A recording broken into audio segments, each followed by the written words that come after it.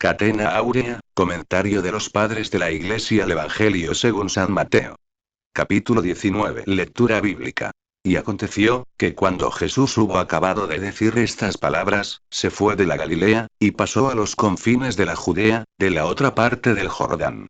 Y le siguieron muchas gentes y los sanó allí. Y se llegaron a él los fariseos tentándole y diciendo: ¿Es lícito a un hombre repudiar a su mujer por cualquier causa? Él respondió y les dijo: ¿No habéis leído, que el que hizo al hombre desde el principio, macho y hembra los hizo, y dijo: por esto dejará el hombre padre y madre, y se ayuntará a su mujer, y serán dos en una carne? Así, que ya no son dos, sino una carne. Por lo tanto, lo que Dios juntó, el hombre no lo separe. Dícenle: pues ¿por qué mandó Moisés dar carta de divorcio y repudiarla? Les dijo: porque Moisés, por la dureza de vuestros corazones, os permitió repudiar a vuestras mujeres, mas al principio no fue así.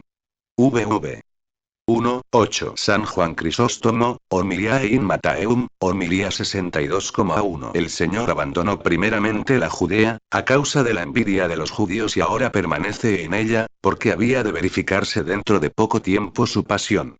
Sin embargo, en el entretanto no llega hasta la misma Judea, sino a sus confines.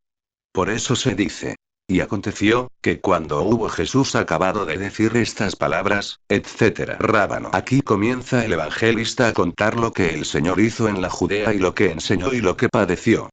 Primeramente al otro lado del Jordán, hacia el oriente, después al lado occidental del Jordán, cuando vino a Jericó, a Betfagé y a Jerusalén.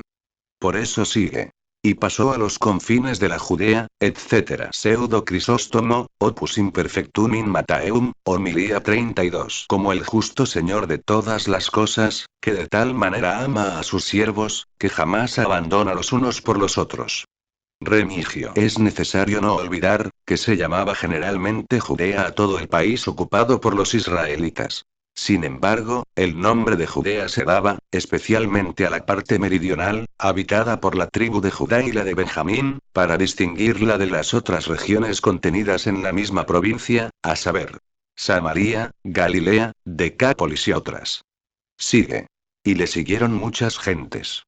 Pseudo Crisóstomo, Opus Imperfectum in Mattheum, Homilía 32. Le llevaban como los hijos pequeñuelos llevan al padre que parte para un viaje largo. Mas él, como un padre que se marcha, deja a sus hijos, como prendas de su ternura, la medicina de sus males. Por eso se dice: y los curó. San Juan Crisóstomo, Homilía in Mattheum, Homilía 62,1. Debemos también considerar que el Señor no insiste de un modo continuo ni en la predicación oral ni en la obra de los milagros, sino que practica ya lo uno o ya lo otro, a fin de hacer creíble por los milagros lo que dice y para manifestar por sus discursos la utilidad de sus milagros. Orígenes, Homilía 7 in Mattheum. El Señor curaba al otro lado del Jordán 1, donde se administraba el bautismo. Realmente todos son salvados de sus enfermedades por el bautismo y muchos siguen a Cristo, pero se levantan como se levantó Mateo, que siguió a Cristo. Mt 9. Rábano cura a los galileos en los confines de la Judea para admitir los pecados de los gentiles al perdón que preparaba a la Judea. San Juan Crisóstomo, Homilía in Mattheum, Homilía 62,1. Curaba el Señor a los hombres y les hacía el bien y por ellos a otros muchos. Porque la curación de unos le servía de motivo para derramar sobre otros la luz divina, excepto sobre los fariseos, a quienes los milagros endurecían más. Por eso sigue. Y se llegaron a él los fariseos tentándole y diciéndole: ¿es lícito a un hombre repudiar a su mujer? San Jerónimo, como presentándole un argumento para hacerle caer, cualquiera que sea el extremo que elija.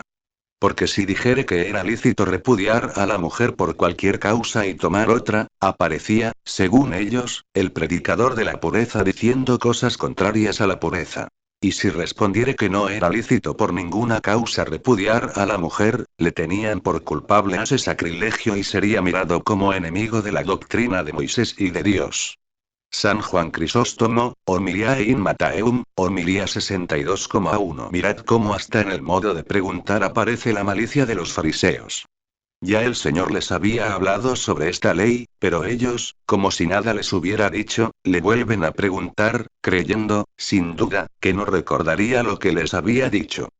Pseudo Crisóstomo, Opus Imperfectum in Mattheum, homilía 32. Así como cuando veis que un hombre frecuenta la amistad de los médicos comprendéis que ese hombre está enfermo, así también cuando un hombre o una mujer os pregunta con frecuencia sobre repudiar a su mujer o a su marido, podéis decir que ese hombre es lascivo y esa mujer meretriz.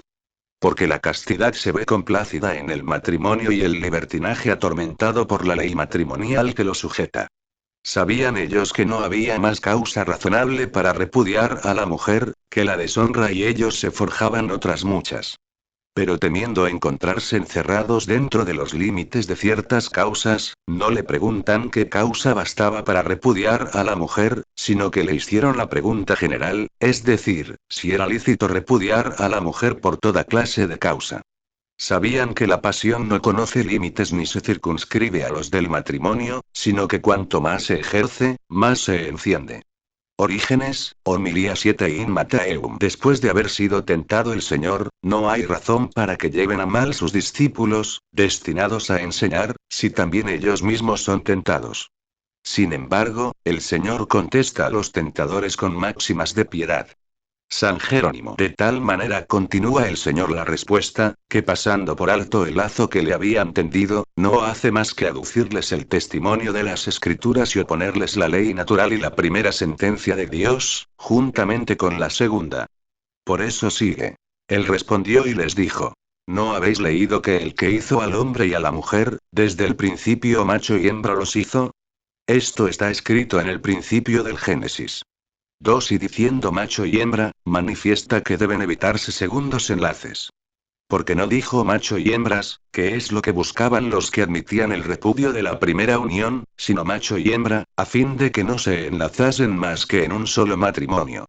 Rábano. De esta determinación saludable de Dios resultó que el hombre abrazaba en su mujer una parte de su cuerpo y no veía como diferente de él lo que comprendía que había sido hecho de él mismo. Pseudo Crisóstomo, Opus Imperfectum in Mattheum, homilía 32. Si Dios creó al hombre y a la mujer de una sola cosa con el objeto de que fuesen uno, ¿por qué el hombre y la mujer no nacen de un solo útero como algunas aves? Porque Dios creó al hombre y a la mujer para engendrar hijos. Pero Dios ama la castidad y es autor de la continencia y no quiso conservar en todos aquel modelo de vida, con el objeto de que si alguno quería casarse según la disposición de la creación humana, sepa lo que es un hombre y una mujer. Y si no quería casarse, no tenía necesidad de casarse, para que no perjudicase con su continencia a otro que no quisiera ser continente. Por esta razón, el Señor manda que después del matrimonio no se puedan separar los dos esposos sin el consentimiento de los dos. 3. San Juan Crisóstomo, homilía in Mattheum, homilía 62,1. No solo por el modo con que Dios creó al hombre sino también por la ley, el Señor manifestó que el hombre y la mujer debían estar unidos y que jamás debían separarse. 4. Así, pues, sigue. Por esto dejará el hombre padre y madre y se ayuntará a su mujer. San Jerónimo lo mismo dijo. A la esposa y no. A las esposas y después añade con toda claridad. Y serán dos en una carne. Ese es el premio de los matrimonios, el hacer de dos una sola carne. Glosa. O bien, en una sola carne, esto es, en la cópula carnal. Pseudo Crisóstomo, Opus Imperfectum in Mattheum, homilía 32. Sí, pues, la mujer procede del marido y los dos son de una sola carne, el hombre deberá dejar al padre y a la madre y la unión entre hermanos y hermanas debe ser mayor porque estos vienen de los mismos padres mientras que los primeros de padres distintos. Pero el amor del matrimonio es más grande porque la ley de Dios es más poderosa que la virtud de la naturaleza y no están los preceptos de Dios sujetos a la naturaleza, sino que la naturaleza obedece a los preceptos de Dios. Los hermanos, además, proceden de uno solo, para dirigirse hacia distintos caminos. El hombre y la mujer, por el contrario, nacen de padres distintos, para reunirse en un solo destino. El orden de la naturaleza también proclama el orden de Dios. Porque el amor en los hombres es como la savia de los árboles. Sube ésta desde la raíz hasta el tallo y en la terminación de éste, va a la simiente. Por eso aman los padres y no son amados del mismo modo por los hijos. Porque los hijos no transmiten su cariño a los padres, sino que lo transmiten a los hijos que deben engendrar. Esto es lo que significan las palabras. Por esto dejará el hombre padre y madre y se ayuntará a su mujer. San Juan Crisóstomo, Homiliae in Matteum, Homilía 62,1. Ved la sabiduría del maestro. Cuando fue preguntado si era lícito, no contestó enseguida no es lícito, a fin de que no se asustaran. Pero estableció esto mismo probándolo.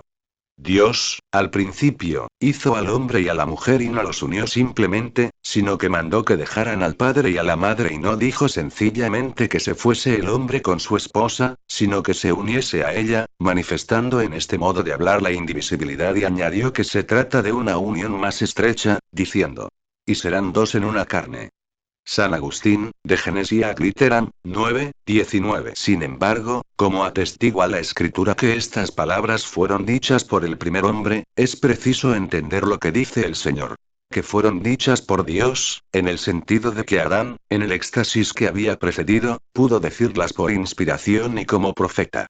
Remigio. El apóstol dice, F5 que este misterio está en Cristo y en la Iglesia. Porque nuestro Señor Jesucristo, cuando descendió de los cielos a la tierra, de algún modo se puede decir que dejó a su padre. Y abandonó a su madre, esto es, a la sinagoga, a causa de su infidelidad y se unió a su esposa, es decir, a la iglesia, y son dos en una sola carne, esto es, Cristo y la iglesia en un solo cuerpo. San Juan Crisóstomo, Homiliae in Matteum, Homilía 62:2. Después que el Señor hubo citado las palabras y los hechos de la ley antigua, él mismo da la interpretación de esas palabras y hechos y afirma su ley diciendo. Así que ya no son dos, sino una carne. Así también, de los que se aman espiritualmente se dice que tienen una sola alma, según aquel pasaje de la Escritura, HCH 4:32. Eran todos los creyentes de un solo corazón y de una sola alma, de la misma manera se dice del esposo y de la esposa, que se aman carnalmente, que son una sola carne y así como es cosa sucia cortar la carne, así también el dividir la mujer es una iniquidad. San Agustín, de Civitate Dei, 14:22. Se dice también que son una sola cosa, bien por la unión, o bien por el origen de la mujer, que fue hecha de la costilla del hombre. San Juan Crisóstomo, Homiliae in Matteum, Homilía 62,2. Últimamente Dios también mandó esta unión diciendo. Por lo tanto, lo que Dios junta, el hombre no lo separe. Está bien claro en estas palabras que el repudiar a la mujer es un acto contrario a la naturaleza y a la ley. Contra la naturaleza, porque desde luego queda dividida una sola carne y contra la ley, porque se repudia a la mujer a pesar de la unión hecha por Dios y a pesar de su mandato de que no sea dividida. San Jerónimo. Dios los unió haciendo del hombre y de la mujer una sola carne. Luego el hombre no puede separarlos, sino solo Dios. Pero el hombre hace la separación cuando por deseos hacia otra mujer repudia a la primera y Dios hace la separación de la unión que había hecho cuando por nuestro consentimiento y con el objeto de servir a Dios, tenemos a nuestra mujer como si no la tuviéramos. 1 Cor 7. San Agustín, contra Faustum, 19:29. Ved aquí a los judíos convencidos por los libros de Moisés, de que no se debe repudiar a la mujer y a aquellos que la repudiaban persuadidos de que obraban según la ley.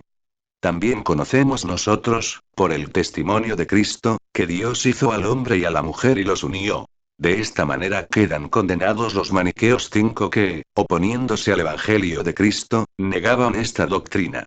Pseudo Crisóstomo, Opus Imperfectum in Matteum, Homilía 32. Esta interpretación de la castidad es dura para los fornicarios, que no pueden contestar nada en contra de la razón y sin embargo, no se someten a la verdad. Por eso se acogen a la sombra de Moisés como los hombres que para sustentar una causa perdida se amparan en los poderosos. Para que ya que no pueden salir airosos por la justicia, venzan, al menos, por la persona. Por eso sigue. Dícenle. Pues ¿por qué mandó Moisés dar carta de divorcio?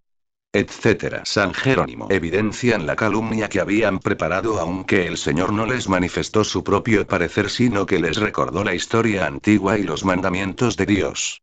San Juan Crisóstomo, Homilia in Matteum, Homilía 62,2. Si el Señor fuese contrario al Antiguo Testamento, no hubiese combatido en favor de Moisés ni hubiera demostrado la concordancia del Antiguo Testamento con lo que él dice. Pero la inefable sabiduría de Cristo los excusa en su respuesta y les dice: porque Moisés, por la dureza de vuestros corazones, os permitió, etc. De esta manera, salva a Moisés de toda especie de acusación y la hace recaer toda sobre ellos. San Agustín, Contra Faustum, 19:29. Cuánta dureza habría en sus corazones cuando no pudieron ser convencidos por la interposición del acta de divorcio, en donde estaba abierto a los hombres justos y prudentes un medio de discusión, para que pudiesen suavizar y vencer los resentimientos que se opusiesen a recibir o a renovar el amor conyugal. Con qué astucia echan en cara los maniqueos a Moisés el haber querido destruir el matrimonio por el acta de divorcio y alaban a Cristo porque robustecía su indisolubilidad. Siendo así que debían alabar a Moisés, por separar lo que había unido el diablo y vituperar a Cristo, por asegurar las uniones que el diablo había formado. 6. San Juan Crisóstomo, Homilia in Matteum, Homilía 62,2. Finalmente, como era cosa importante lo que el Señor acababa de decir, vuelve enseguida su discurso a la ley, diciendo: mas al principio no fue así. San Jerónimo. Las palabras no fue así, indican, por ventura, que Dios puede contradecirse, mandando antes una cosa, e infringiendo después ese mandato con otro nuevo.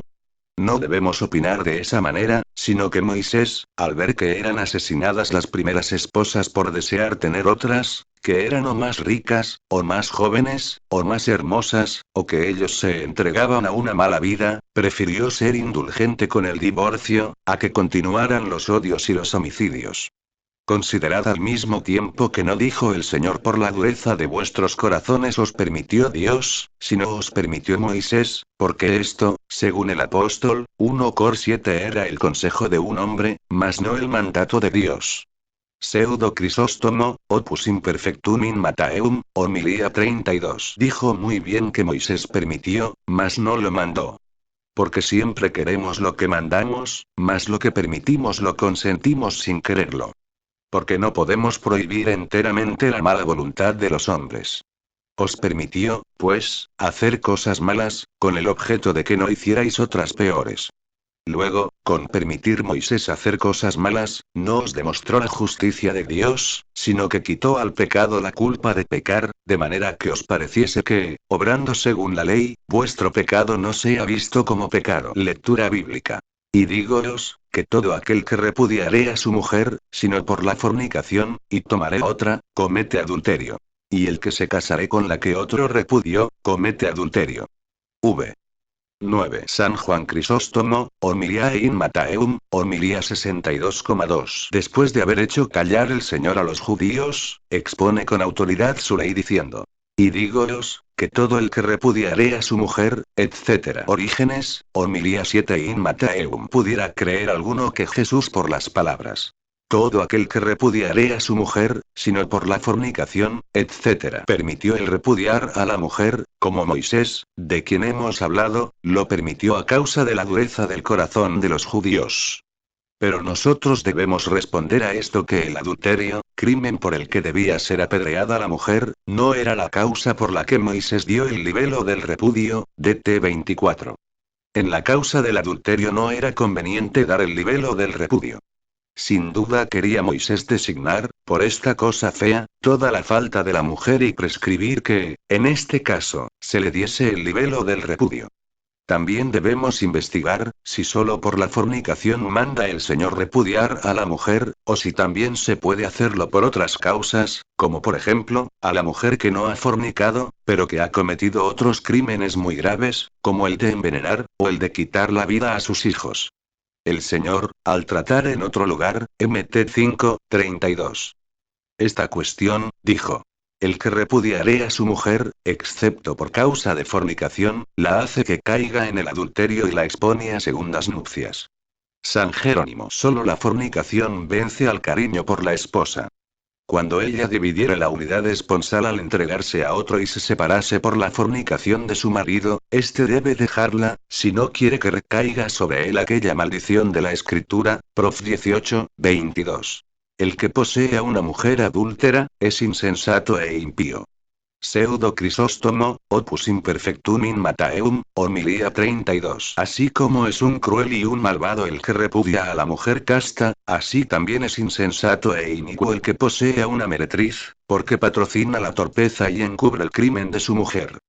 San Agustín, de Adulterinis Coniugiis, 2,9. Sin embargo, la reconciliación del esposo con la mujer adúltera que después de haber consumado el crimen se purifica de él, no debe ser un obstáculo, ni tenerse como cosa que rebaja al hombre, puesto que no puede haber duda de que, por el poder de las llaves del reino de los cielos, ha sido perdonado su pecado.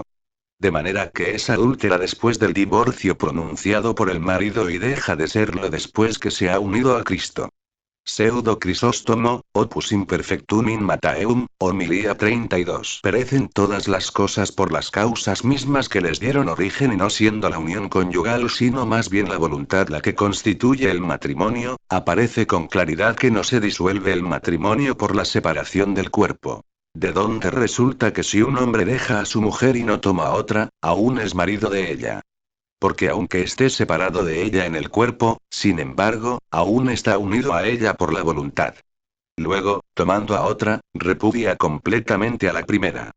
Por eso no dice el Señor: el que repudia a su mujer, comete el adulterio, sino el que tomare otra. 1. Rábano. Por consiguiente, para repudiar a la mujer, hay una causa carnal. La fornicación. Y otra espiritual. El temor de Dios.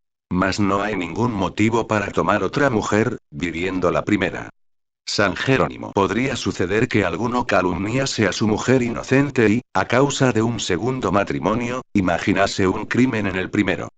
Por esto el Señor manda que el hombre pueda repudiar a su mujer, pero imposibilitándole de que pueda tomar otra mientras aquella viva. Y como ocurre esto con respecto a la mujer, también a ésta la incapacita de que pueda tomar otro marido mientras viva el primero.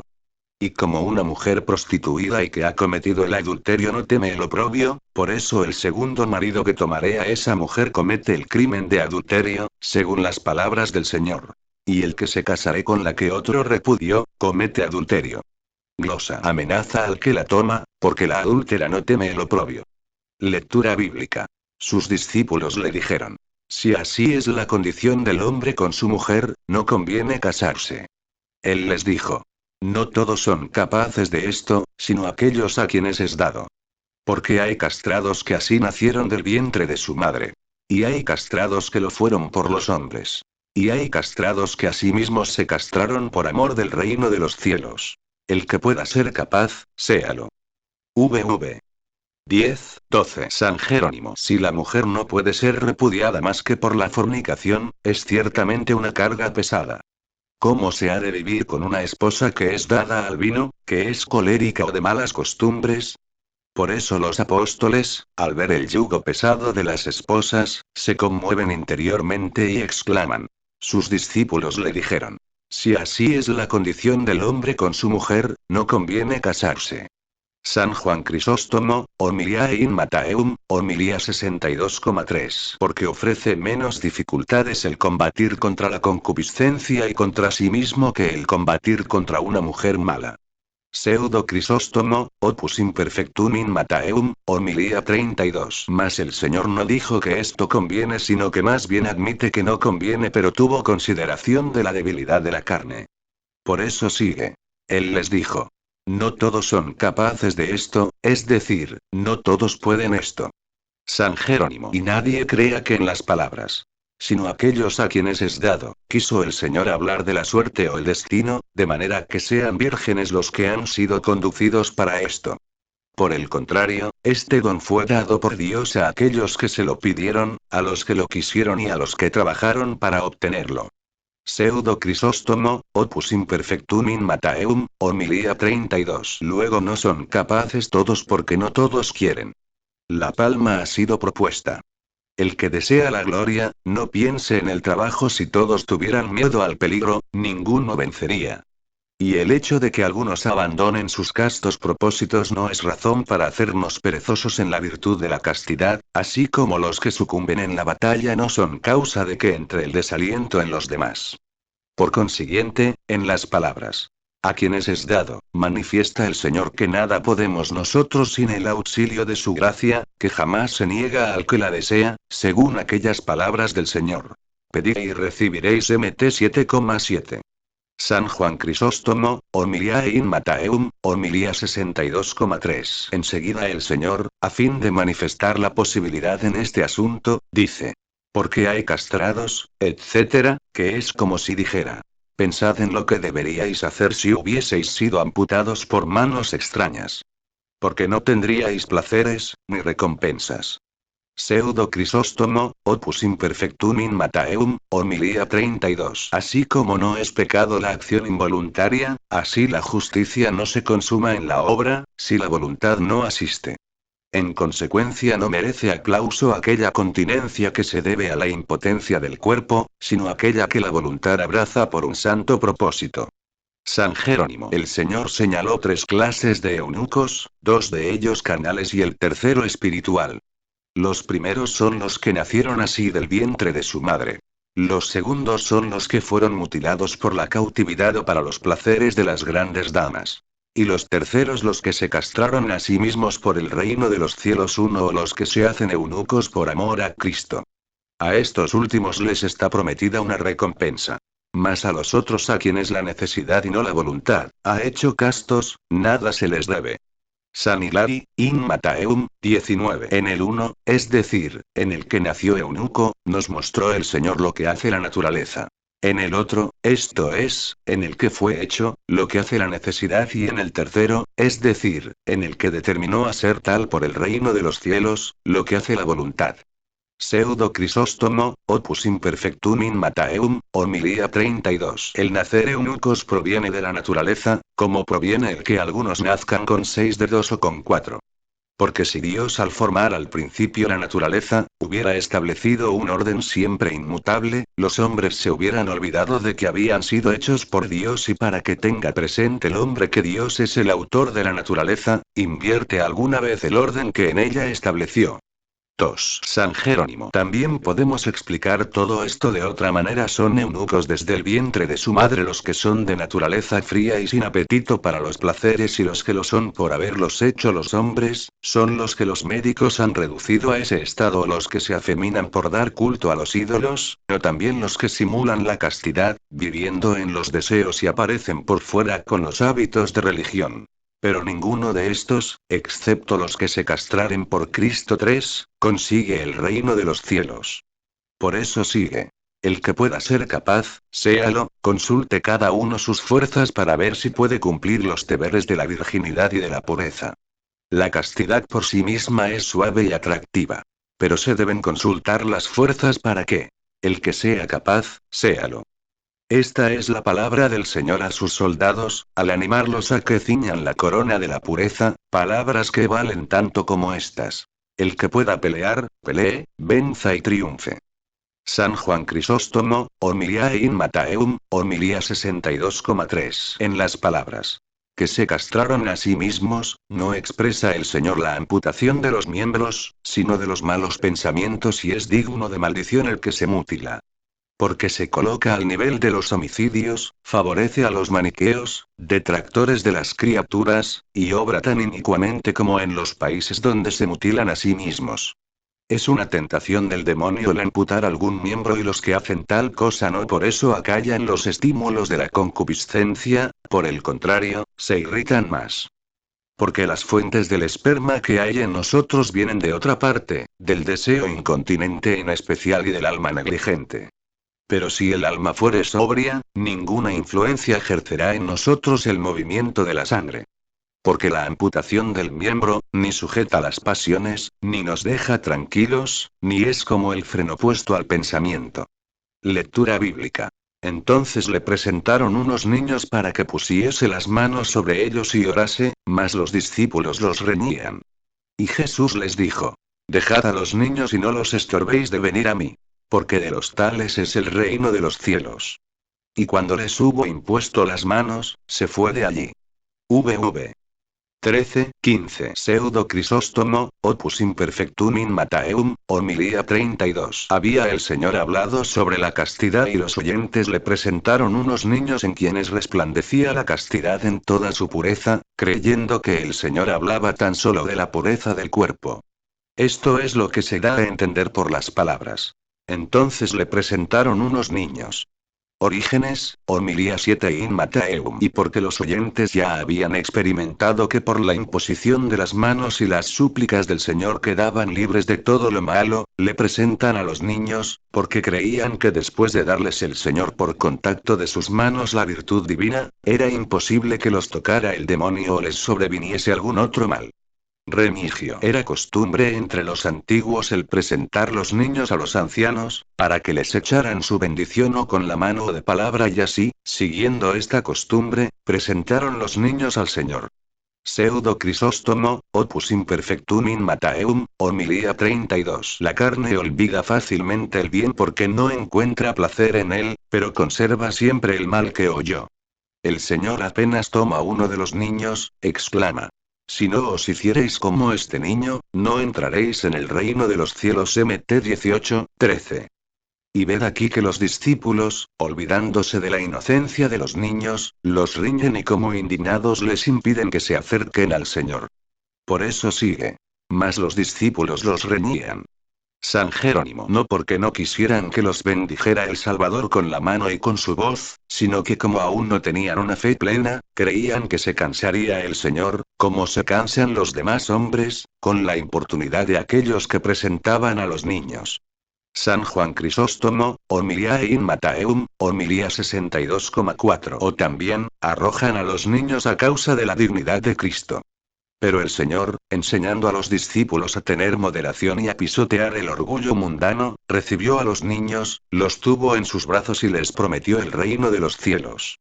Por eso sigue. Y Jesús les dijo. Dejad a los niños y no les estorbéis, etc. Pseudo Crisóstomo, Opus Imperfectum in Mattheum, homilía 32. Si es rechazada por Cristo la sencilla infancia, ¿quién merecerá aproximarse a él? Por esta razón dijo. Y no los estorbéis, etc. Porque si estos son los futuros santos, ¿por qué prohibís el que los hijos se acerquen a su padre? Y si son los futuros pecadores, ¿por qué lanzáis la sentencia de condenación antes de conocer la falta? San Jerónimo. El Señor dijo de una manera significativa. De tales es el reino de los cielos y no de esos, para manifestar que no es la edad sino las costumbres las que alcanzarán el reino y que a los que tuvieren la inocencia y la sencillez semejantes a la de un niño, es a quienes está prometida la recompensa. Sigue.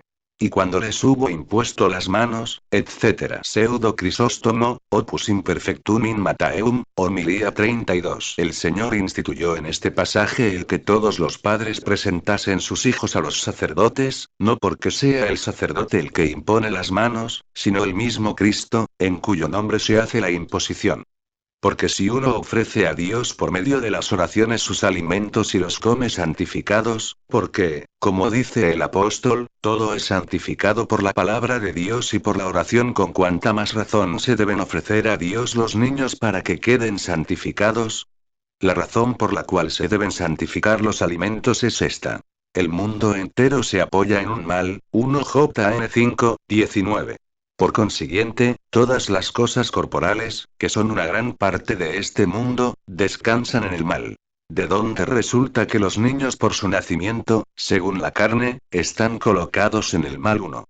Orígenes, homilía 7 in Mattheum. Llamamos en sentido místico niños a los que aún son carnales en Cristo y tienen necesidad de ser amamantados, 1 Cor 3. Aquellos que profesan la doctrina del verbo, los que son los más sencillos y los que se nutren de la palabra, por decirlo así, infantil, aún son principiantes y presentan al Salvador los niños y los pequeñitos. Por el contrario, los que parecen más perfectos, los discípulos de Jesús, antes de aprender la razón de la justicia divina sobre los niños, reprenden a los que por una doctrina más elemental, es decir, por ser menos eruditos, ofrecen los niños y los pequeñitos a Cristo. Mas el Señor, dirigiéndose a sus discípulos, hombres ya formados, los exhorta a que sean condescendientes con las exigencias de los niños, a que se hagan niños para con los niños, a fin de ganarlos. Y les dice: porque de los tales es el reino de los cielos. Porque él mismo, teniendo la forma de Dios, fue hecho niño. Fil 2.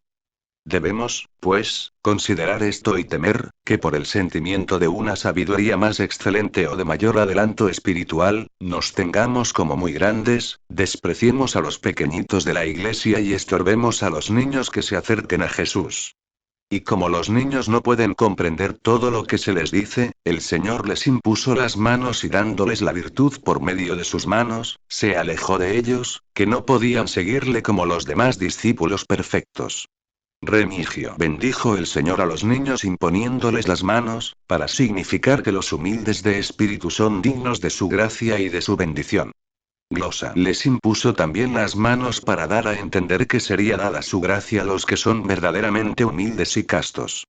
San Hilario, In Matteum, 19. Los niños son también figura de los gentiles que han recobrado la salud por la fe y por el oído. Sin embargo, los discípulos, llevados por el deseo de salvar a Israel, les prohíben aproximarse y el Señor les dice que no es conveniente esa prohibición.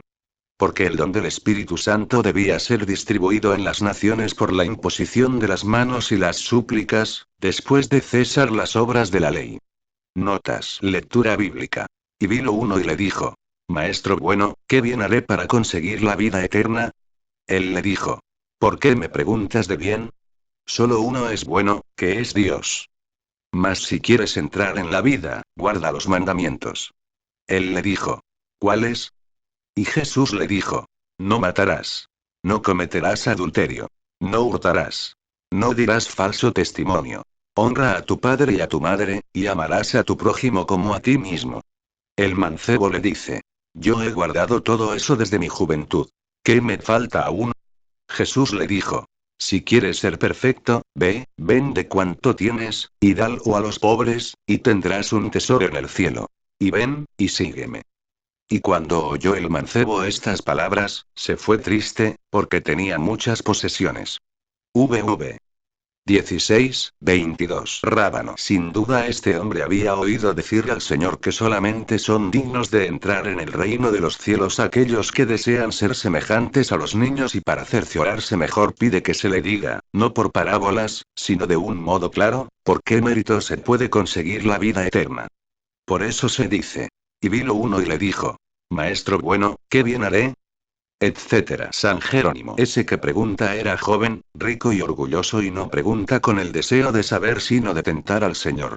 Cosa fácil de comprobar por las palabras que le dijo el Señor: si quieres entrar en la vida, guarda los mandamientos, etcétera.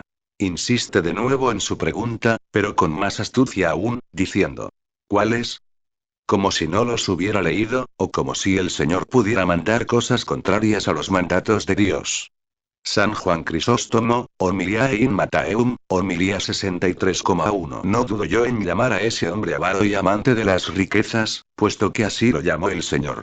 Pero dudo en llamarlo hipócrita, porque no estoy seguro de ello, y no se debe juzgar sobre cosas inciertas, especialmente si se dirigen a formular una acusación. Pero San Marcos desvanece esta sospecha cuando dice, Capitán 10. Que él vino corriendo y se echó a los pies del Señor para suplicarle, y añade que Jesús le miró y le amó, y si se hubiera acercado a Jesús con el objeto de tentarle, ya nos lo hubiera dicho el evangelista, como lo ha hecho en otras ocasiones, y si él hubiera permanecido callado, no hubiera permitido Cristo ese silencio, sino que le hubiera reprendido o con una insinuación secreta, o de una manera pública. Pero nada de esto hace, según lo que sigue. Él le dijo: ¿por qué me preguntas de bien? San Agustín, de Consenso Evangelistarum, 2,63. ¿Pudiera alguno creer que hay alguna diferencia entre las palabras de San Mateo? ¿Por qué me preguntas de bien? Y las que ponen San Lucas y San Marcos, MC 10, 18. LC 18, 19. ¿Por qué me dices bueno? Las palabras ¿por qué me preguntas de bien? Parece que se refieren más bien a la pregunta del joven: ¿qué bien haré? Esta última frase contiene a la vez la palabra bien y la pregunta, mientras que en las otras, Maestro bueno, no hay pregunta. Se comprenden perfectamente los dos pasajes. ¿Por qué a mí me llamáis el bien? ¿Y por qué me preguntas del bien? Dicen una misma cosa. San Jerónimo, como el joven había llamado bueno al Maestro y no había confesado a Dios o al Hijo de Dios, dijo el Señor que cualquier hombre santo no es bueno en comparación de Dios, de quien se dice: alabad al Señor porque es bueno. Sal 117,1. Y por eso dice él: solo uno es bueno, que es Dios, y a fin de que nadie piense que por estas palabras queda excluido de la bondad del Hijo de Dios. Leemos en otro lugar: el buen pastor da su vida por sus ovejas. JN 10:11. San Agustín, de Trinitate, 1:13. O también, como buscaba aquel joven la vida eterna, y la vida eterna consiste en aquella contemplación de Dios cuya visión no nos proporciona pena sino una alegría eterna, y no comprendía con quién hablaba, porque le miraba tan solo como hijo del hombre. Por eso el Señor le contesta: ¿por qué me preguntas sobre el bien y me llamas maestro bueno? En esta forma que ves en mí, en esta forma de Hijo del Hombre aparecerá en el juicio, no solo para que la vean los justos, sino también los impíos, y esta visión no será un bien para quienes obraron el mal. Pero además hay en mí otra visión de mi forma, por la que soy igual a Dios, porque hay un solo Dios, Padre, Hijo y Espíritu Santo, que es el único y sumo bien. Porque nadie le ve de manera que con su vista esté abatido o lloroso, sino que con ella tiene salud y alegría. San Jerónimo no rechaza nuestro Salvador el testimonio de bondad que le da el joven, pero sí el error de llamarlo maestro sin creer que es Dios. San Juan Crisóstomo, Homiliae in Mattheum, Homilía 63,1. ¿Qué utilidad hay en contestarle de esa manera? Porque a modo le gana poco a poco, le enseña a despreciar la adulación y a retirarse de las cosas terrenales, le convence de que se una de Dios, que busque las cosas de la otra vida y que conozca al que es el verdadero bien, la raíz y la fuente de todo lo bueno. Orígenes, Homilia 8 in Mattheum. También respondió Cristo de esa manera por causa del joven que le preguntó: ¿qué bien haré? Porque cuando nos separamos del mal y practicamos el bien, llamamos bien a lo que hacemos por comparación con lo que hacen los demás hombres. Pero en cuanto a lo que se dice: uno solo es bueno, nuestro bien no es bien. Mas puede alguno decir: porque el Señor, que sabía que quien le preguntaba no tenía intención de que hiciera algún bien humano, le dijo: ¿por qué me preguntas del bien? Que es como si le dijera: ¿por qué me preguntas sobre el bien cuando te he dado los mandamientos que contienen el bien? Y después de esto le añadió: si quieres entrar en la vida, etc. En estas palabras debemos considerar que el Señor contestó al joven como si estuviera fuera de la vida. En efecto, el que está fuera de Jesús, que dice yo soy la vida, JN 11,6, está de algún modo fuera de la vida. Por otro lado, el hombre, incluso el más justo, mientras vive sobre la tierra está en la sombra de la vida, porque está aún rodeado de un cuerpo mortal. Uno más, aquel que se abstuviere de las obras de muerte y deseare las de la vida, entrará en la vida. Hay palabras muertas y palabras vivas, pensamientos muertos y pensamientos vivos, y por eso dice: si quieres entrar en la vida, etc. San Agustín, Sermones, 84,1. Y no dijo: si quieres venir a la vida eterna, sino: si quieres entrar en la vida, definiendo de esta manera lo que es la vida eterna. De aquí resulta cuánto debemos amar la vida eterna, cuando así se ama esta vida pasajera.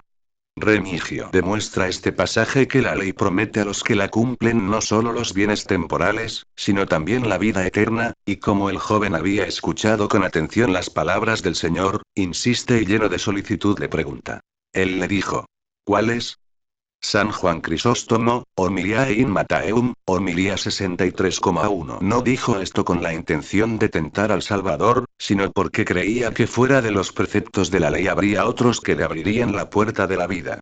Remigio. Mas Jesús, tratando al joven con la misma condescendencia que a un enfermo, le expuso con mucha amabilidad los preceptos de la ley.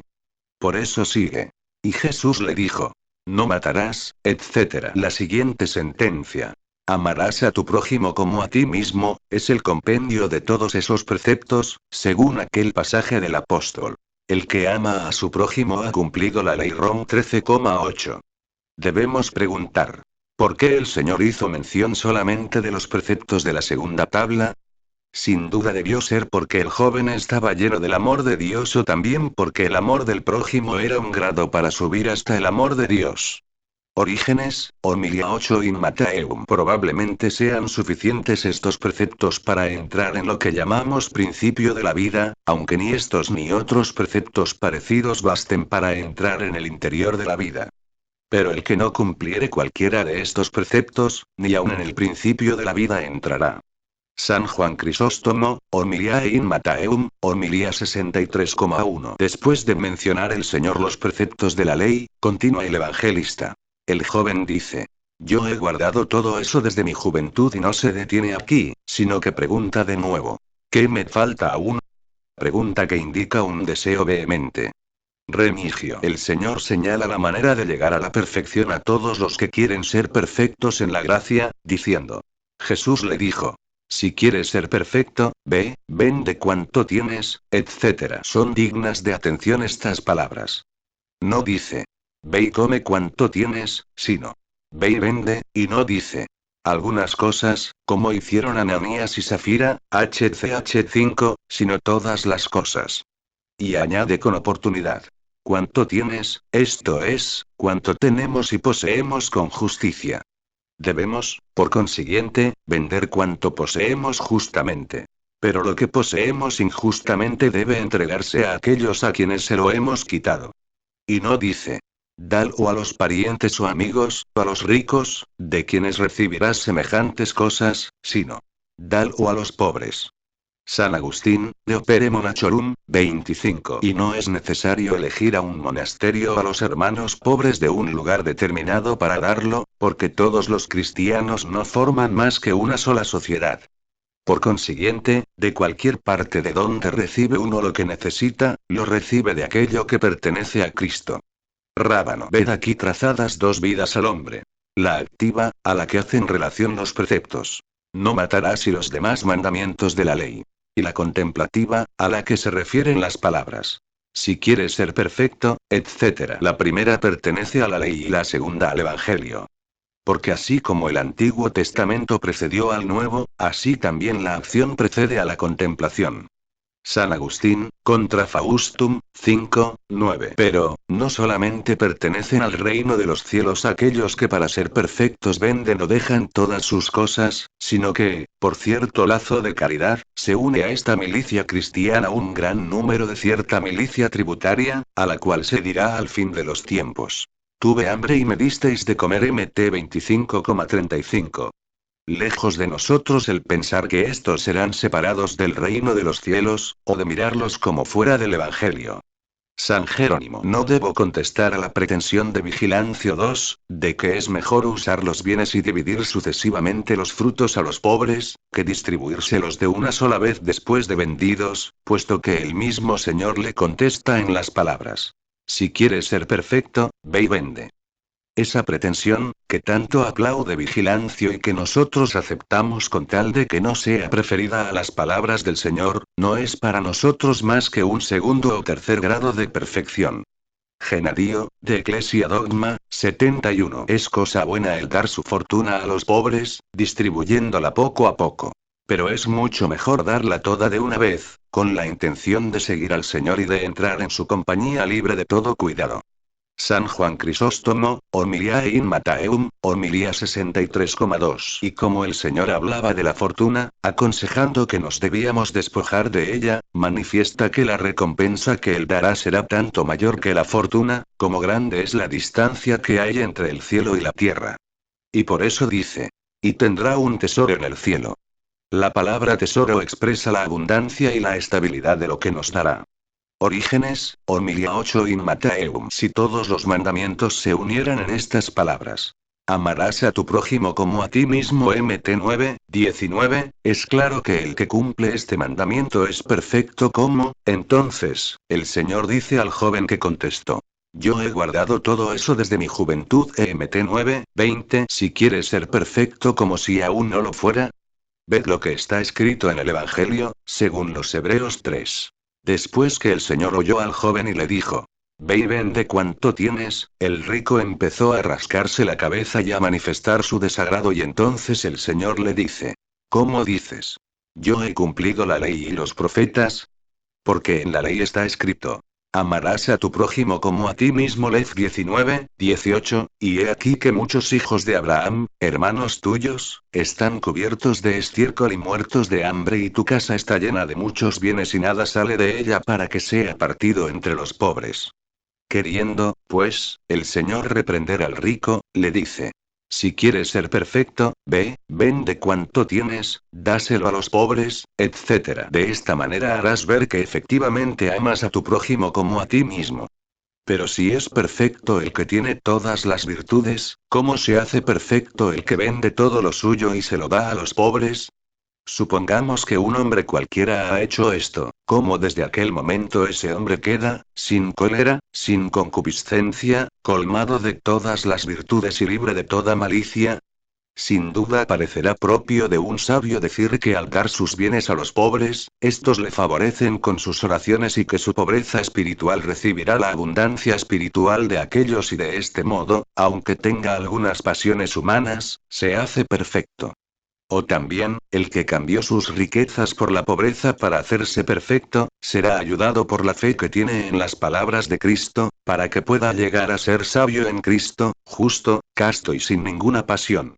Pero no de tal manera que en el momento mismo que entrega sus bienes a los pobres sea completamente perfecto, sino que desde aquel día la meditación sobre Dios le irá conduciendo hacia todas las virtudes. Se puede dar otra explicación. La interpretación moral, diciendo que los bienes son los actos del alma. Manda, pues, el Señor vender todos los bienes que son malos y entregarlos a aquellos poderosos que trabajan en esos bienes y están pobres de todo bien verdadero. Porque así como la paz de los apóstoles se vuelve a ellos si no estuviera en ellos el Hijo de la Paz, Mt 10, así todos los pecados se vuelven a sus autores, si no hubiere alguno que haya querido valerse de ellos. De esta manera, no puede ser dudoso que el que ante modo vendió todos sus bienes sea inmediatamente perfecto. Y es claro, en efecto, que el que obra así tiene un tesoro en el cielo y ha llegado a ser hombre celestial. Porque tendrá en el cielo el tesoro de la gloria de Dios y las riquezas en la sabiduría de Dios. Ese tal podrá seguir a Cristo, porque no habrá posesión alguna que se lo impida. San Jerónimo. Hay muchos que dejan sus riquezas y no siguen al Señor, lo cual no es suficiente para ser perfecto. Es preciso, habiéndonos desapegado de las riquezas, seguir al Salvador, es decir, hacer el bien después de haber abandonado el mal. Con más facilidad se abandona un bolsillo que la propia voluntad. Por eso se dice: y ven y sígueme.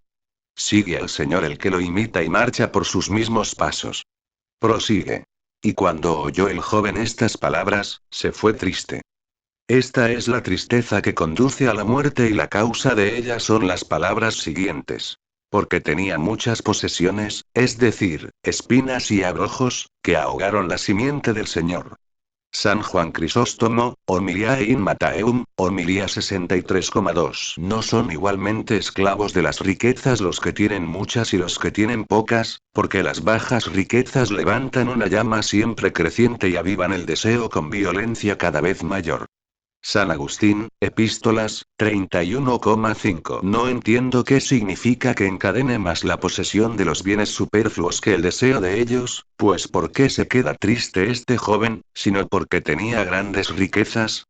Porque una cosa es no querer incorporar lo que uno no tiene y otra cosa es arrancar lo que ya se tiene incorporado. En el primer caso se abandonan las riquezas como una cosa extraña y en el segundo se arrancan como un miembro de su propio cuerpo. Orígenes, Homilia 8 in Mattheum. Según la historia, es digno de alabanza el joven, porque no mató ni cometió adulterio. Pero es vituperable porque se entristeció por las palabras de Cristo que lo llamaban a la perfección. Era aún joven en el alma y por eso abandonó a Cristo y se marchó. Notas 1. No se trata de un desprecio de lo corporal como elemento negativo, pues el cuerpo forma parte de la unidad integral que es el ser humano, imagen y semejanza de Dios. Se indica más bien, que la plenitud de la vida está en la vida eterna, es decir, en el encuentro definitivo con Dios, comunión de amor. 2. sacerdote de Aquitania a quien San Jerónimo hospedó en Belén en el 395 y que en el 406 lo denuncia como enemigo del culto a los mártires, de la pobreza monacal, del celibato del clero y de ciertas costumbres litúrgicas supersticiosas. San Jerónimo escribe un mordaz opúsculo en defensa propia, titulado precisamente Contra Vigilancio. Lectura bíblica. Y dijo Jesús a sus discípulos: En verdad os digo que con dificultad entrará un rico en el reino de los cielos. Y además os digo, que más fácil cosa es pasar un camello por el ojo de una aguja, que entrar un rico en el reino de los cielos.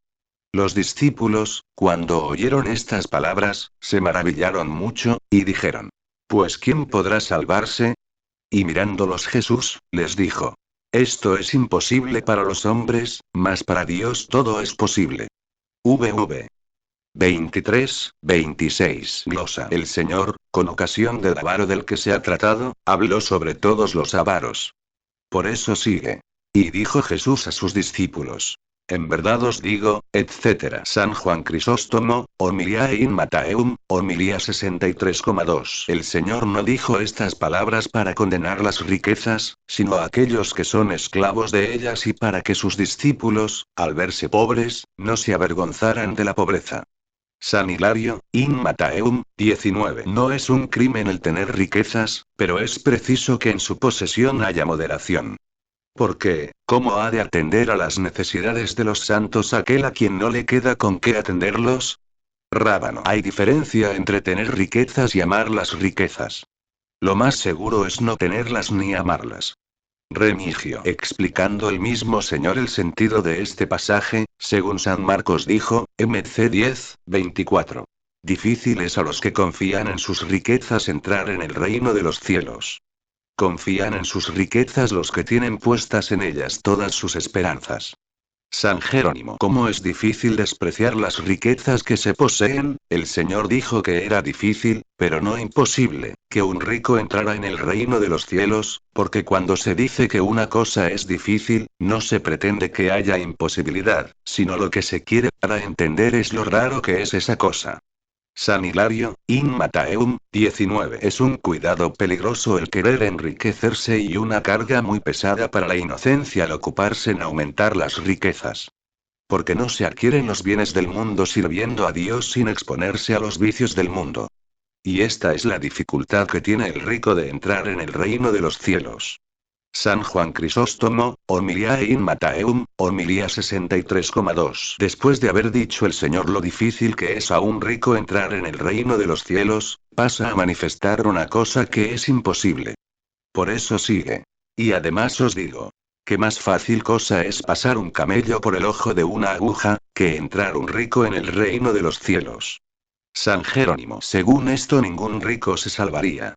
Pero si leemos a Isaías, Is 30, veremos cómo los camellos de Madián y de Efa llegan a Jerusalén cargados de dones y presentes y cómo los que en otro tiempo estaban encorvados y torcidos bajo el peso de las riquezas, entran por las puertas de Jerusalén. Y veremos también cómo esos camellos, símbolo de los ricos, cuando han descargado la pesada carga de los vicios y de todas las depravaciones sensuales, pueden entrar por el angosto y difícil camino que conduce a la vida. Pseudo Crisóstomo, Opus Imperfectum in Mattheum, homilía 33. En este lugar se comparan las almas de los gentiles a los camellos tortuosos sobre quienes estaba la jiba de la idolatría, porque solo el conocimiento de Dios levanta las almas. La aguja es el Hijo de Dios, la primera porción de esta aguja, que es la divinidad, es fina, mientras que la otra porción, que viene de la humanidad, es más gruesa. Esta aguja es recta y sin ninguna curvatura y por las heridas de su pasión entraron en la vida eterna todas las naciones. Con esta aguja ha sido cosida la túnica de la inmortalidad, el cuerpo al espíritu. Ha sido unido el pueblo judío al de los gentiles y ha quedado enlazada la amistad de los ángeles y la de los hombres. Es, pues, más fácil que los gentiles pasen por el agujero de una aguja que el que los judíos ricos entren en el reino de los cielos. Porque si con tanta dificultad son separadas las naciones del culto brutal de los ídolos, no habrá mucha más dificultad en separar a los judíos del culto de Dios, que ha tenido su razón de ser. Glosa. También se puede explicar este pasaje de otra manera. Había en Jerusalén una puerta llamada agujero de la aguja por la que no podían pasar los camellos, a no ser que se los descargase y se los pusiese de rodillas. Y en este pasaje, aludiendo a esta puerta, se da a entender la imposibilidad en que se encuentran los ricos de pasar por el camino estrecho que conduce a la vida, a no ser que antes no se despojen, al menos con el corazón, de las inmundicias, de los pecados y de las riquezas. San Gregorio Magno, Moralía, 35,16. O también, con la palabra rico se significa todo hombre orgulloso y con la palabra camello se da a entender la condescendencia del Señor. El camello entra por el agujero de la aguja desde el momento en que nuestro Redentor penetró hasta la muerte por la puerta estrecha de su pasión, que fue como una aguja que traspasó su cuerpo de dolor. Y entra más fácilmente el camello por el agujero de una aguja que el rico en el reino de los cielos. Porque si el Señor no nos hubiera manifestado su humildad mediante su pasión, jamás nuestra intransigente soberbia se hubiera inclinado hacia la humildad del Señor. San Juan Crisóstomo, Homiliae in Mattheum, Homilía 63,2. Los discípulos, que vivían en la pobreza y que ya tenían entrañas de predicadores, se conturban y se afligen por la salud de los hombres. Por eso hacen la siguiente pregunta. Pues ¿quién podrá salvarse? San Agustín, Quaestiones Evangelium, 1, 26. Siendo los ricos muy pocos en comparación de los pobres, es necesario tener presente que los discípulos cuentan entre los pobres a todos los que ambicionan las riquezas. San Juan Crisóstomo, Homiliae in Mattheum, Homilía 63,2. El evangelista demuestra, como consecuencia de lo dicho, la necesidad que tenemos del auxilio de Dios y de su gracia abundante, para que podamos dirigirnos bien en el uso de las riquezas. De aquí lo que sigue. Y mirándolos Jesús, les dijo: Esto es imposible para los hombres, mas para Dios todo es posible. Significa el evangelista por las palabras. Y mirándolos Jesús, que el Señor mitigó con la dulzura de sus ojos el temor que abrigaban las almas de los discípulos. Remigio. No debe tomarse el pasaje del que hablamos en el sentido de que es posible para Dios que entre en el reino de los cielos el hombre codicioso, avaro y soberbio, sino en el sentido de que es posible que se convierta y de esta manera entre en el reino de los cielos. San Juan Crisóstomo, Homiliae in Mattheum, Homilía 63,2. No dice el Señor todo esto con el objeto de que permanezcamos en la inacción y nos abstengamos de obrar porque se nos figuren las cosas como imposibles, sino para que levantemos los ojos hacia la grandeza de la justicia de Dios y saltemos por encima de todo después de haber invocado a Dios. Lectura bíblica. Entonces, tomando Pedro la palabra, le dijo: He aquí que nosotros todo lo hemos dejado, y te hemos seguido. ¿Qué es, pues, lo que tendremos? Y Jesús les dijo: En verdad os digo que vosotros, que me habéis seguido, cuando en la regeneración se sentará el Hijo del Hombre en el trono de su majestad, os sentaréis también vosotros sobre 12 sillas, para juzgar a las 12 tribus de Israel. Y cualquiera que dejare casa, o hermanos, o padre, o madre, o mujer, o hijos, o tierras por mi nombre, recibirá 100 por uno, y poseerá la vida eterna. Mas muchos primeros, serán postreros. Y postreros, primeros. VV 27:30. Orígenes, Homilía 9 in Mattheum. Pedro había entendido las palabras del Señor. Si quieres ser perfecto, ve y vende lo que tienes. Mt 15, 21, etc. Después vio que se marchaba triste el joven y comprendió la dificultad de que los ricos entrarán en el reino de los cielos. De aquí la pregunta que hizo lleno de confianza que inspira a un hombre que ha puesto término a una empresa difícil.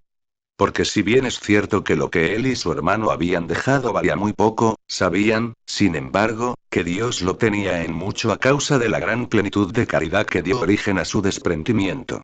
Y yo opino que el gran amor que profesaba al Señor y no la cantidad de las cosas que dejaba, fue la causa de la pregunta tan confiada que hizo al Señor. Entonces, tomando Pedro la palabra, le dijo: He aquí que nosotros todo lo hemos dejado. San Juan Crisóstomo, Homiliae in Mattheum, Homilía 63,1. Buen Pedro, ¿cuáles son tus bienes? Una caña, una red y una barca. A esto llama Pedro todo lo nuestro, no por vanidad, sino para mover con su pregunta al pueblo pobre a que hiciera lo mismo. Porque dijo el Señor: Si quieres ser perfecto, ve y vende todo lo que tienes, etc. ¿Cómo, pues, si no tengo no puedo ser perfecto? Pedro hace la pregunta a fin de que sepáis que, aunque seáis pobres, no por eso desmerecéis. Porque el que recibió las llaves del reino de los cielos pregunta aquí por todo el género humano y toma la palabra por todos aquellos que ya le habían sido confiados y por todas las gentes de la tierra. Mirad, pues, con qué cuidado y cómo hace su pregunta en armonía con las palabras de Cristo. Mandó Cristo dos cosas al rico. El que diera a los pobres lo que tenía y el que le siguiera. Esto mismo dice Pedro. Y te hemos seguido. Orígenes, Homilia 8 in Matteum puede decirse según todo lo que el Padre reveló a Pedro sobre su Hijo. Te hemos seguido a ti que eres la justicia, la santidad y otras cosas semejantes. Por eso pregunta Pedro, como el atleta victorioso, ¿cuáles son los premios del combate? San Jerónimo, como no era suficiente el dejarlo todo, añade lo que constituye la perfección. Y te hemos seguido. Hemos hecho lo que mandaste, ¿qué premio nos darás, pues? Sigue. Y Jesús les dijo. En verdad os digo que vosotros que me habéis seguido, etc. San Jerónimo no dijo. Que lo dejasteis todo, porque esto también lo hizo el filósofo Crates y otros muchos que despreciaron las riquezas, sino y que me habéis seguido, que es propiamente de los apóstoles y de los creyentes. San Hilario, In Matteum, 20. Los discípulos han seguido a Cristo por la regeneración, es decir, por las aguas bautismales y por la santificación de la fe. Esta regeneración que han seguido los apóstoles no la pudo otorgar la ley. San Jerónimo. De este otro modo puede construirse este pasaje. Vosotros, que me habéis seguido, os sentaréis en la regeneración, esto es, en el día de la resurrección de los muertos, 1 Cor 15, os sentaréis en los asientos de los jueces para juzgar a las 12 tribus de Israel, porque no quisieron creer lo que creéis vosotros. San Agustín, de Civitate Dei, 20,5. Porque vuestro cuerpo será regenerado por la incorrupción, de la misma manera con que será regenerada vuestra alma por la fe. Pseudo Crisóstomo, Opus Imperfectum in Matteum, Homilía 33. Acontecerá que en el día del juicio responderán los judíos. Señor, no te hemos conocido como Hijo de Dios en carne mortal, ¿qué hombre podría ver un tesoro escondido en la tierra o al sol cubierto de nubes? Y los discípulos contestarán. Nosotros fuimos hombres sencillos e ignorantes del pueblo. Vosotros sacerdotes y escribas. Pero nuestra buena voluntad ha venido a ser en nosotros como una lámpara que ha iluminado nuestra ignorancia, mientras que vuestra malicia ha sido para vosotros la noche donde quedó abismada vuestra ciencia. San Juan Crisóstomo, Homilia in Matteum, Homilía 64,2. No dijo el Señor. Y a las naciones de todo el mundo, sino a las tribus de Israel. Porque tanto los apóstoles como los judíos habían sido educados bajo las mismas leyes y costumbres. Por consiguiente, cuando digan los judíos que no pudieron creer en Cristo porque se los prohibía la ley, se presentarán los discípulos que recibieron la misma ley. Pero dirá alguno, ¿qué cosa considerable les ha prometido el Señor si tendrán ellos lo mismo que tienen los ninivitas y la reina del sur? El Señor les promete otras recompensas superiores a las que deben recibir los primeros, pero aquí insinúa veladamente algo más para ellos. Acerca de los judíos dijo simplemente que se levantarán y condenarán a esta generación, mientras que a ellos les dice, cuando se sentará el Hijo del Hombre, os sentaréis también vosotros. Es, pues, bien manifiesto que participarán de la gloria y del reino del Señor y esta gloria y este reino es lo que el Señor significó con la palabra tronos. Mas ¿cómo se ha cumplido esta promesa? ¿Por ventura se sentará también Judas? De ninguna manera. Porque dice la ley de Dios, promulgada por el profeta Jeremías, Jer 18, 9, 10. Yo hablaré sobre una nación y sobre un reino, para edificar y plantarlo. Pero si hiciere el mal en mi presencia, yo me arrepentiré de los bienes de que he hablado para hacérselos. Que equivale a decir, si se hacen indignos de mi promesa, no haré lo que he prometido, y Judas se hizo indigno del apostolado.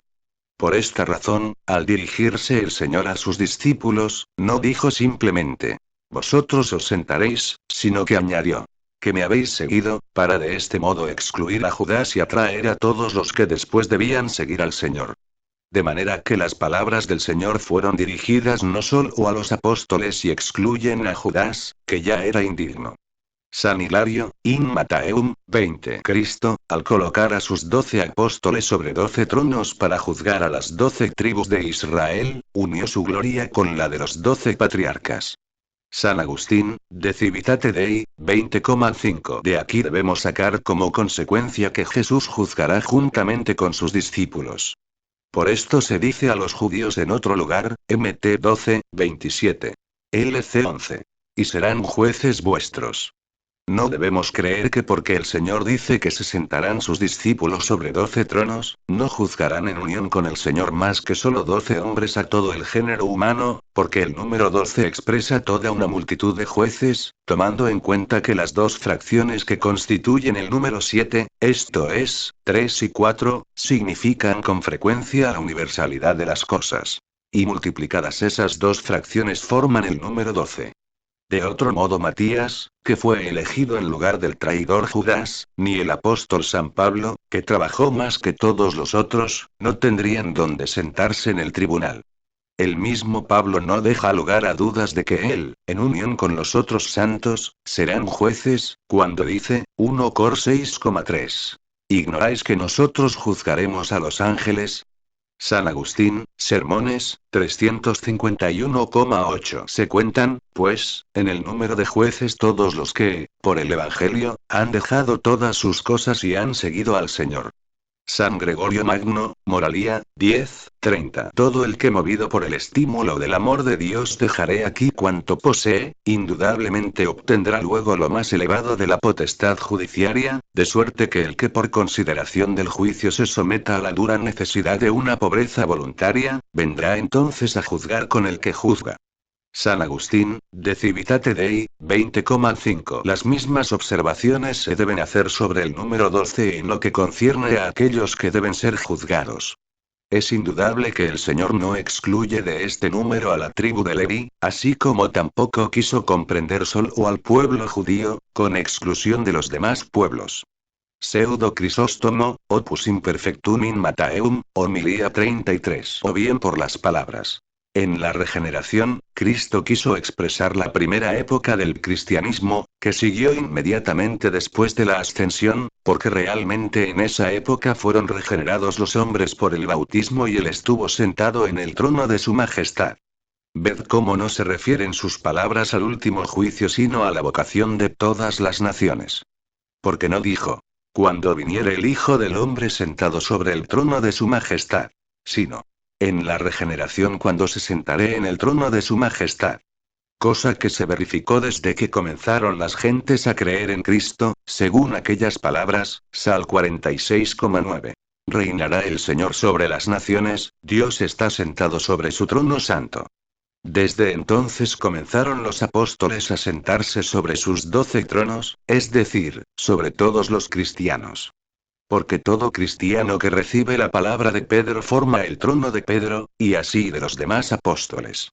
Porque los apóstoles están sentados sobre tronos divididos en 12 categorías, según las diferencias de las almas y la diversidad de los corazones, que solo Dios conoce.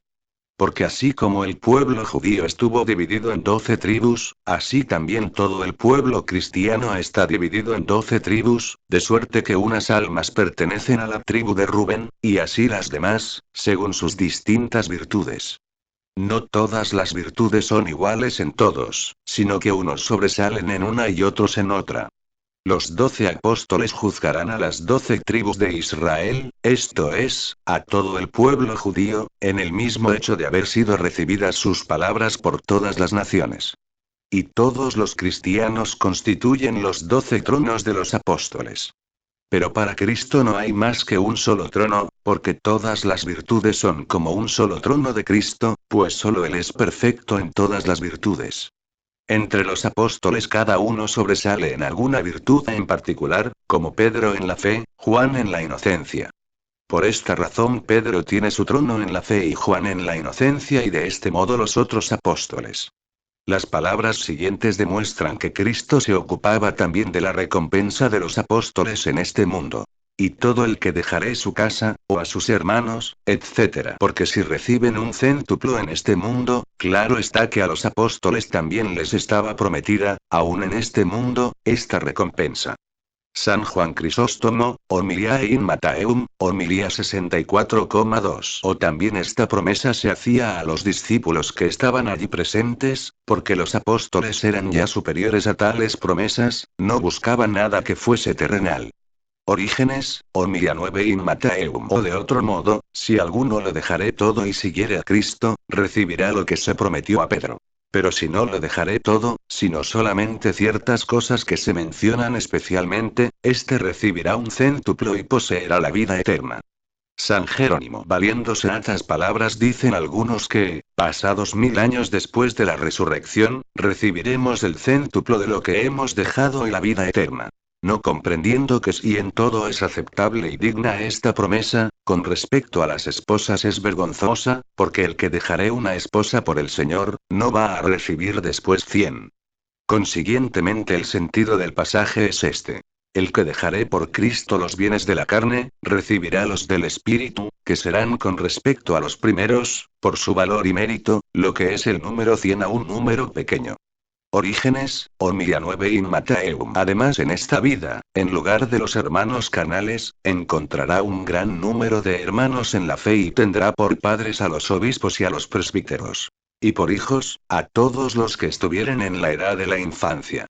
Los ángeles serán también sus hermanos, y sus hermanas todas las vírgenes que han consagrado su virginidad al Señor, tanto las que viven sobre la tierra como las que ya están en el cielo. Comprended que en la eternidad y en la ciudad de Dios tendrá él muchos campos y casas y sobre todo, poseerá la vida eterna. San Agustín, De Civitate Dei, 20,7. El apóstol hace un comentario de las palabras. Recibirá centuplicado, diciendo, 2 Cor 6, 10. Vivamos como si nada tuviéramos y como si lo poseyéramos todo. La palabra ciento se pone muchas veces por un número universal e indeterminado. San Jerónimo. Las palabras. Y todo el que dejaré, etc., están íntimamente relacionadas con aquellas otras, Mt 10, 35. He venido a separar al hombre de sus padres, etc. Porque el que por la fe de Cristo y la predicación del Evangelio despreciare todos los afectos del corazón, las riquezas y los placeres del siglo, éste recibirá centuplicado y poseerá la vida eterna. San Juan Crisóstomo, Homiliae in Mattheum, Homilía 64,2. Cuando dice el Señor, el que dejaré a su mujer, no quiere decir que se rompa el lazo del matrimonio, sino que debemos preferir el sentimiento de la fe a todo lo que existe y aún me parece que va envuelto en esas palabras de una manera insinuante el tiempo de la persecución, en el que habrá muchos padres que arrastrarán a sus hijos a los templos de la idolatría. Quien hiciere tal cosa no debe reputarse ni como hombre. Rábano. Como sucede con frecuencia que el hombre no continúa en la virtud con el mismo celo con que principió, sino que, o se entibia o se deja caer con rapidez, añade el Señor. Muchos que están los últimos serán los primeros y muchos que están los primeros serán los últimos. Orígenes, Homilía 9 in Mattheum. El Señor exhorta por estas palabras a quienes se han acercado a la palabra divina hace poco tiempo, a que se apresuren a llegar a la perfección mucho más que aquellos que parece que han envejecido en la fe. También pueden servir estas palabras para educar en la humildad a aquellos que se glorían de haber sido educados en el cristianismo por sus padres cristianos y para dar valor a aquellos que han sido recientemente iniciados en los dogmas del cristianismo. También se puede dar a este pasaje el sentido de que los israelitas, que fueron los primeros, llegaron a ser por su infidelidad los últimos. Y los gentiles, que eran los últimos, los primeros. Con toda precaución dice el Señor. Muchos, porque no todos los primeros serán los últimos, ni todos los últimos los primeros. Aún hay hombres que siendo inferiores a los ángeles por su naturaleza, se han hecho superiores a algunos ángeles por su vida angelical. Y algunos ángeles que fueron los primeros, son los últimos por su culpa. Remigio. Estas palabras también pueden referirse especialmente a la tristeza del rico, que creía ser el primero porque había cumplido los mandamientos y luego fue el último por haber preferido sus riquezas terrenales a Dios. Y los santos apóstoles, que eran tenidos por los últimos, fueron hechos los primeros, dejándolo todo por efecto de la gracia de la humildad. Hay, en fin, muchos que después de tener mucho celo por las buenas obras, se abstienen de ellas y son los últimos después de haber sido los primeros.